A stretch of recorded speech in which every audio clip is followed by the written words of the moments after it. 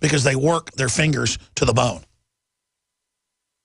And there's been studies out, we've covered it, where Apple could pay $2 more per iPhone or other device, and the people would be living like kings. But they don't want to create a real economy for humans. They're just using humans while Foxconn prepares to replace all 15 million of their workers by 2016 with robots. And they announced that 2 years ago.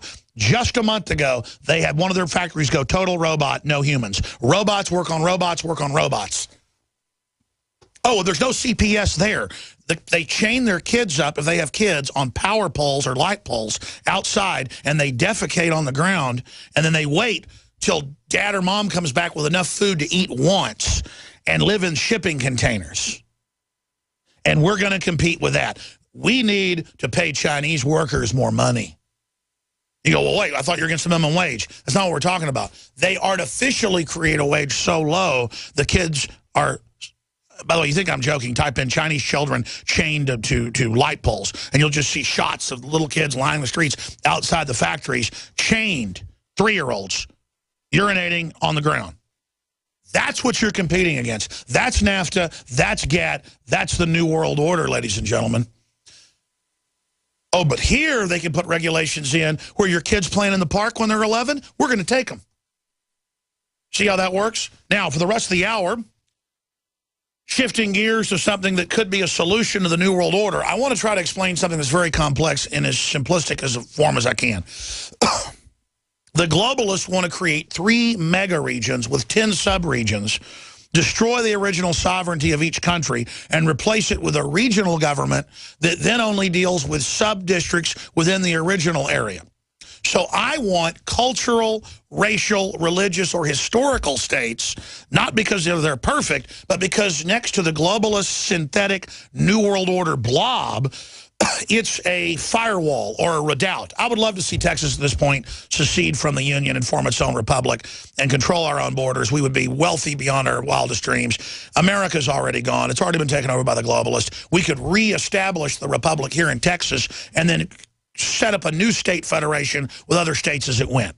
I'm sorry, America's already captured by the globalists. If we could get the republic back, I would want to do it. But at this point, I'm all for Texas secession. That's why the feds ran underground kooky groups early on to make the idea look bad so no one would accept it. Now it's more popular than ever. Major polls show a majority of Texas want to secede right now. Scotland's actually doing it and is set to vote next week. The Queen has said, don't you dare do it, and freaked out about it. The Prime Minister, oh my gosh. Look, I've got Scottish, British, you name it, German background. I don't have a dog in the fight. I would be for Welsh independence. I would be for Irish independence from the EU and the globalist. I am for people being independent. And when you've got something based on a culture and a history, that is far better having the people control their oil and natural gas and state properties of the people than the globalist and the Transylvanian king and queen. They literally are Transylvanian. Nothing against Romanians, just they're not even German. And so Scottish John joins us. We're going to go to break and come back with him. And, of course, born to an Irish mother and Scottish father. I won't read his whole bio. Growing up in Scotland and then in Ireland, he then traveled the world and worked in manufacturing and in industry. Then he became an actor, coming to Texas, moving back to London. He's been all over the place. But working in the Philippines, he met a lot of Texans. That's why he moved here. And I've just kind of boiled that down. We're going to break in a moment. But it's got to be over a decade I've run into you out at Second Amendment demonstrations, property rights demonstrations, Scottish John. And so now you're here. You got a promo that runs with us talking about standing up against the New World Order. And how long have you been in Austin? I've been in Austin 16 years, Alex. And I first met you when you were showing your movie 9/11 Road to Tyranny. So 12 years ago. There you go. Yeah. I'd just finished working for Mike Hansen at the time. And we met in the Alamo Draft House that night down on... Did we have a pint? No, we didn't. It's like, if we'd gone for a pint, we'd probably still have been sitting there bevying and yakking.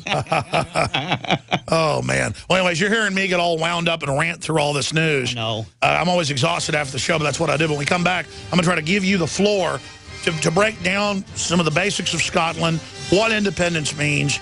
They've now got big banks trying to pull their money out and stuff. They tried to do that to Iceland as well, but the Vikings stood their ground. And so I do support independence, but the Scots have got to watch out because the globalists will come back in other ways. Absolutely. But this is the way to go. This is the way to get out of the New World Order, is to secede from it. We'll be right back.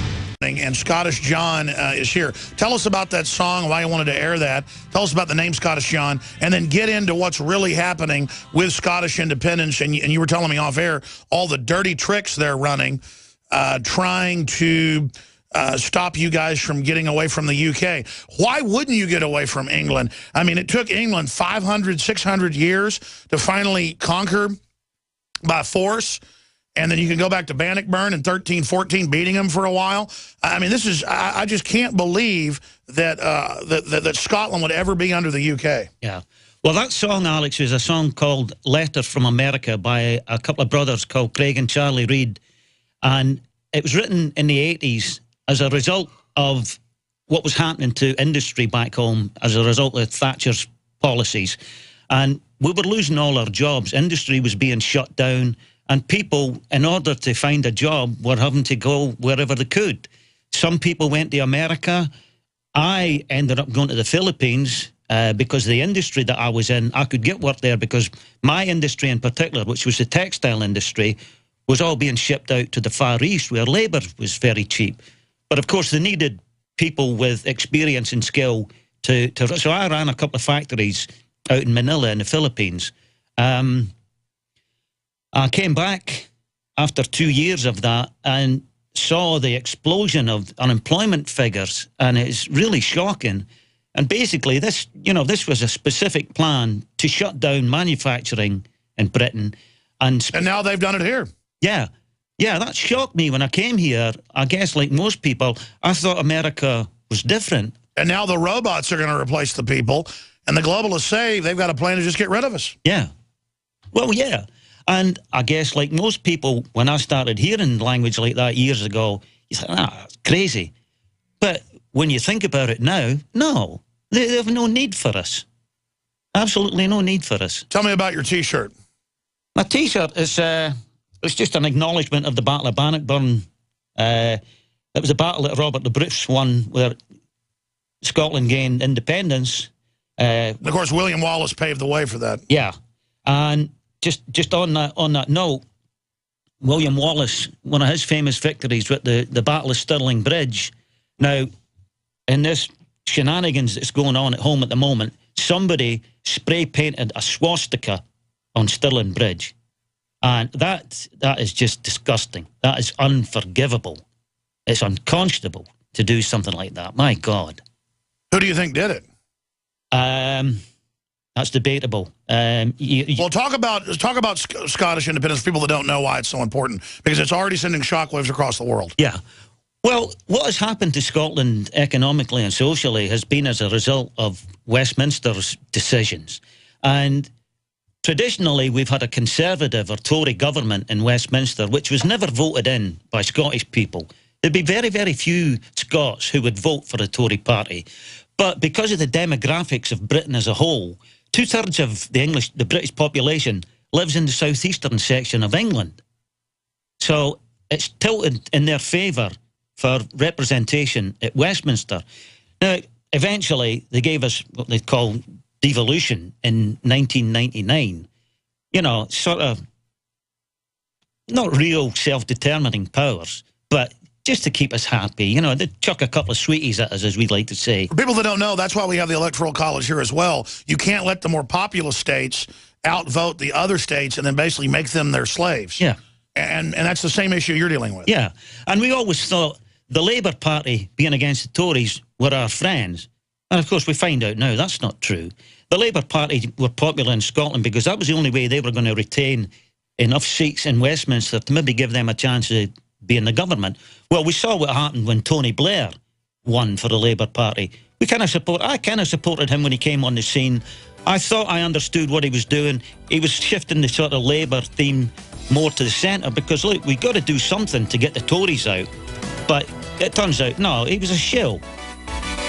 Absolute shill.